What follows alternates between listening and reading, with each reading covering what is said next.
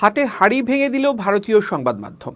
ছাত্র জনতার অভ্যুত্থানে গত ৫ আগস্ট পদত্যাগ করে দেশ ছেড়েছেন সাবেক প্রধানমন্ত্রী শেখ হাসিনা। এরপর বাংলাদেশি সংখ্যালঘুদের ভারতে পালিয়ে যাওয়ার হিড়িক নিয়ে ভারতের বিভিন্ন সংবাদ মাধ্যমে খবর প্রকাশ হয়। তবে এ খবর সঠিক নয় বলে জানিয়েছে সংবাদ মাধ্যম দ্য হিন্দু। ভারতীয় সংবাদ মাধ্যম দ্য হিন্দুর এক প্রতিবেদনে এ তথ্য জানানো হয়েছে। প্রতিবেদনে বলা হয়েছে, গত ৬ বছরের সরকারি তথ্য মতে বাংলাদেশে বড় ধরনের রাজনৈতিক পরিবর্তনের পর ভারতে প্রবেশ বা ত্যাগ করার সময় আটকে পড়া অনিবন্ধিত মানুষের সংখ্যা উল্লেখযোগ্যভাবে বৃদ্ধি পায়নি।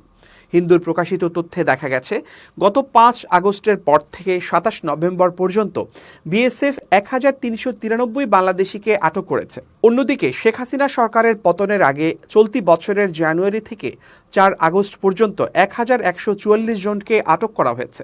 অর্থাৎ রাজনৈতিক পরিবর্তনের পরে হাজার হাজার সংখ্যালঘু সীমান্তে পাড়ি দেওয়ার চেষ্টার কোনো ঘটনা ঘটেনি। প্রতিবেদনে বলা হয়েছে, এবছর সব মিলিয়ে অনুপ্রবেশের চেষ্টাকালে ৩,৯০৭ জনকে আটক করেছে বিএসএফ। এর মধ্যে ভারতীয় ও বাংলাদেশি উভয় রয়েছেন। এর আগে ২০২৩ সালে মোট ৫,০৯৫ জনকে আটক করা হয়েছিল। তাদের মধ্যে ৩,১৩৭ জন বাংলাদেশি ছিলেন। এতে বলা হয়েছে, চলতি বছরের ১ জানুয়ারি থেকে ৪ আগস্ট পর্যন্ত ৮৭৩ ভারতীয় বাংলাদেশে অনুপ্রবেশের চেষ্টা করেছেন। এছাড়া সরকার পতনের পর ৫ আগস্ট থেকে ২৭ নভেম্বর পর্যন্ত কোনো কাগজ ছাড়াই ৩৮৮ ভারতীয় বাংলাদেশে প্রবেশের চেষ্টা করেছেন।